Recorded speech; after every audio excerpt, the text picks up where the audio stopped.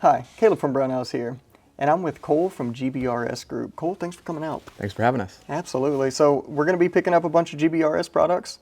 So obviously we want to have you guys here and just kind of take us through it because, of course, you're the expert on your products, right? Absolutely. But before we do that, I kind of want to talk about who GBRS Group is and kind of where you guys came from. So GBRS was founded in 2019 by Tier 1 operators that had just retired from the military.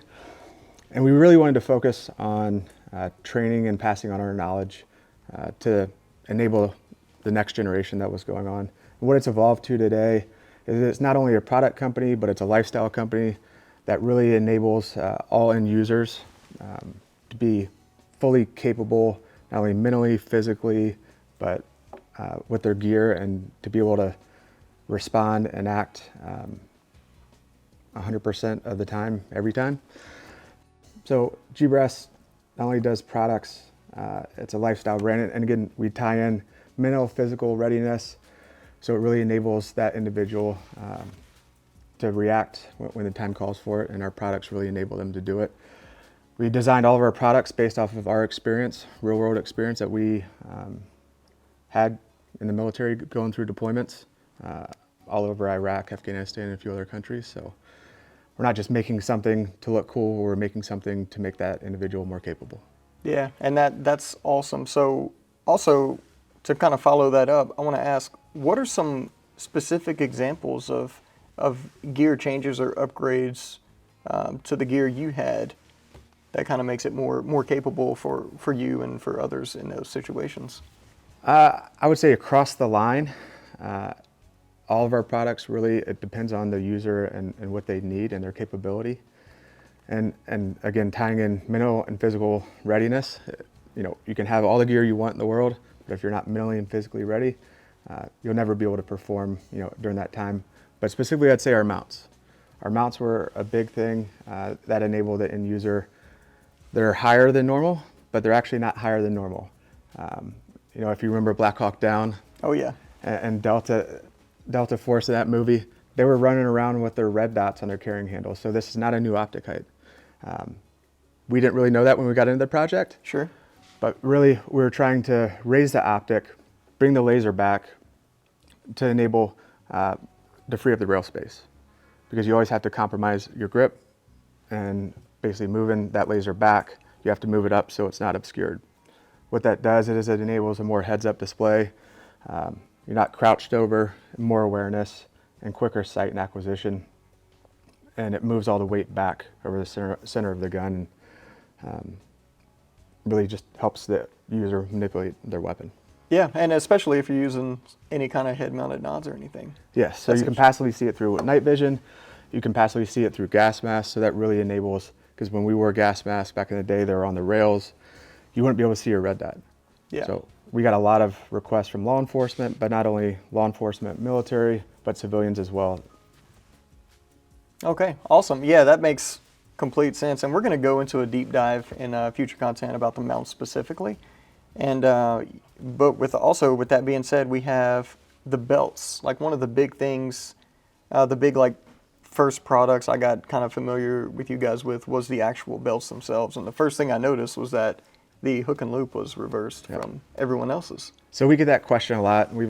People have always asked if we can switch it, but really understanding the why and why we set up the belts the way we did.